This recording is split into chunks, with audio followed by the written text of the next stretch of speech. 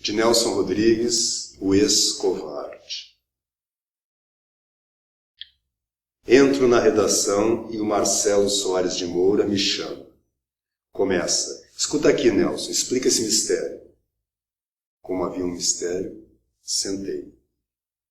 Ele começa.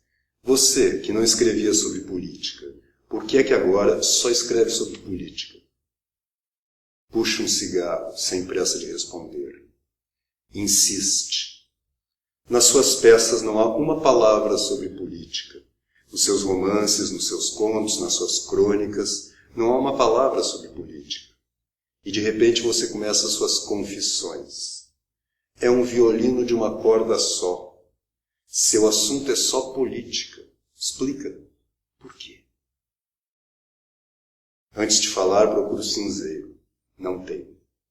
Marcelo foi apanhar 2 mesas adiante. Agradeço. Calco a brasa do cigarro no fundo do cinzeiro. Digo, é uma longa história. O interessante é que outro amigo, o Francisco Pedro do Couto, e um outro, Permínio Asfora, me fizeram a mesma pergunta. E agora o Marcelo me fustigava. Por quê? Quero saber, você tem tempo ou está com pressa? Fiz tanto suspense que a curiosidade do Marcelo já estava insuportável. Começo assim a longa história. Eu sou um ex-covarde. O Marcelo ouvia e eu não parei mais de falar. Disse-lhe que hoje é muito difícil não ser canalha. Por toda parte só vemos pulhas. E nem se diga que são pobres seres anônimos, obscuros, perdidos na massa, não. Reitores, professores, sociólogos, intelectuais de todos os tipos, jovens e velhos, mocinhas e senhoras, e também os jornais e as revistas, o rádio e a TV, quase tudo e quase todos exalam a abjeção. Marcelo interrompe. Somos todos abjetos. Acendo outro cigarro. Nem todos, claro. Expliquei-lhe o óbvio. Isto é, que sempre há uma meia dúzia que se salvam, e só Deus sabe como. Todas as pressões trabalham para o nosso aviltamento pessoal e coletivo. E por que essa massa de pulhas invade a vida brasileira? Claro que não é de graça, nem por acaso. O que existe por trás de tamanha degradação é o medo. Por medo, os reitores, os professores, os intelectuais são montados, fisicamente montados pelos jovens. Diria Marcelo que estou fazendo uma caricatura até grosseira. Nem tanto, nem tanto.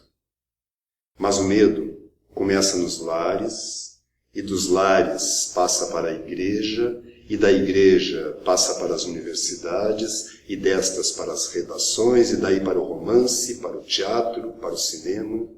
Fomos nós que fabricamos a razão da idade. Somos autores da impostura, e por medo adquirido, aceitamos a impostura como a verdade total. Sim, os pais têm medo dos filhos, os mestres dos alunos. O medo é tão criminoso que outro dia 6 ou 7 universitários curraram uma colega. A menina saiu de lá de maca, quase de rabecão. No hospital sofreu um tratamento que foi quase outro estupro. Sobreviveu por milagre e ninguém disse nada. Nem reitores, nem professores, nem jornalistas, nem sacerdotes, ninguém exalou um modestíssimo pio. Caiu sobre o jovem estupro todo o silêncio da nossa pusilanimidade. Mas preciso pluralizar. Não há um medo só. São vários medos. Alguns pueris, idiotas. O medo de ser reacionário, ou de parecer reacionário. Por medo das esquerdas, grafinas e milionários fazem poses socialistas. Hoje o sujeito prefere que lhe xinguem a mãe e não o chamem de reacionário. É o medo que faz o Dr. Alceu renegar os 2000 anos da Igreja e pôr nas nuvens a grande Revolução Russa. Cuba é uma Paquetá, pois essa Paquetá dá ordens a milhares de jovens brasileiros.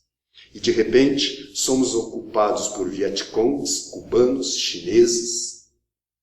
Ninguém acusa os jovens e ninguém os julga por medo. Ninguém quer fazer a Revolução Brasileira, não se trata de Brasil.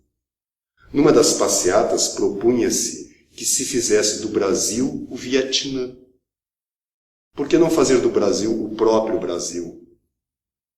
O Brasil não é uma pátria, não é uma nação, não é um povo, mas uma paisagem. Há também os que o negam até como valor plástico. Eu falava e o Marcelo não dizia nada. Súbito ele interrompe. E você? Por que de repente você mergulhou na política? Eu já fumara nesse meio tempo 4 cigarros.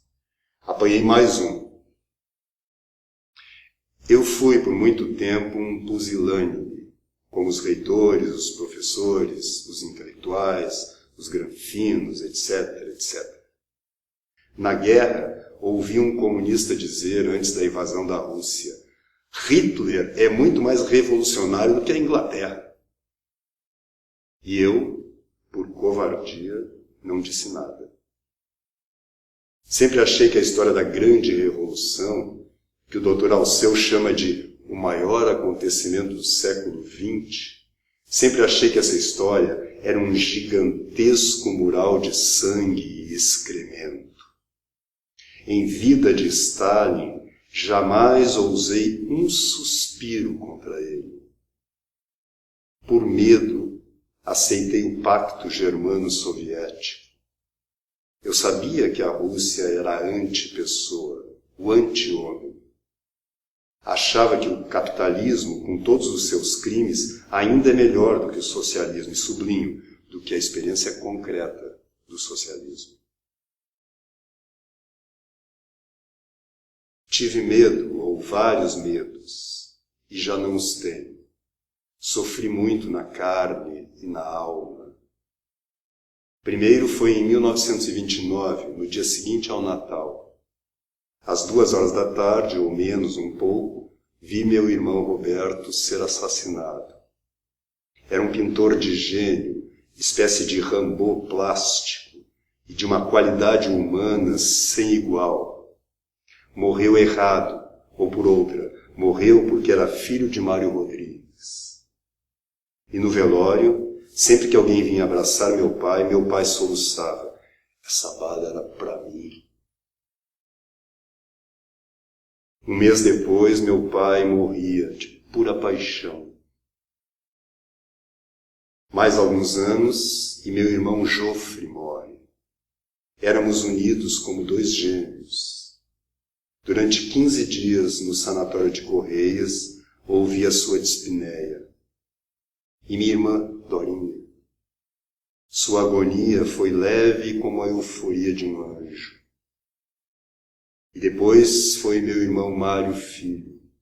Eu dizia sempre, ninguém no Brasil escreve como meu irmão, Mário. Teve um infarte fulminante. Bem sei que hoje o morto começa a ser esquecido no velório.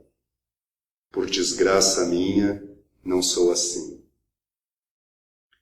E por fim houve o desabamento de Laranjeiras. Morreu meu irmão Paulinho e com ele sua esposa Maria Natália, seus 2 filhos, Ana Maria e Paulo Roberto, a sua sogra, Dona Marina. Todos morreram, todos, até o último vestígio. Falei do meu pai, dos meus irmãos e vou falar também de mim. Aos 51 anos tive uma filhinha, que por vontade materna chama-se Daniela. Nasceu linda. 2 meses depois, a avó teve uma intuição. Chamou o Dr. Silvio Abreu Fialho, Este veio, fez todos os exames, depois desceu comigo. Conversamos na calçada do meu edifício. Ele foi muito delicado, teve muito tato, mas disse tudo. Minha filha era cega. Eis o que eu queria explicar a Marcelo. Depois de tudo que contei, o meu medo deixou de ter sentido. Posso subir numa mesa e anunciar de fronte alta: sou um ex-covarde. É maravilhoso dizer tudo. Para mim, é de um ridículo abjeto ter medo das esquerdas, ou do poder jovem, ou do poder velho, ou de Mao Tse-tung, ou de Guevara. Não trapaceio comigo, nem com os outros. Para ter coragem, precisei sofrer muito. Mas a tenho. E se há rapazes que nas passeatas carregam cartazes com a palavra muerte, já traindo a própria língua, e se outros seguem as instruções de Cuba, e se outros mais querem odiar, matar ou morrer em espanhol, posso chamá-los, sem nenhum medo, de jovens canalhas.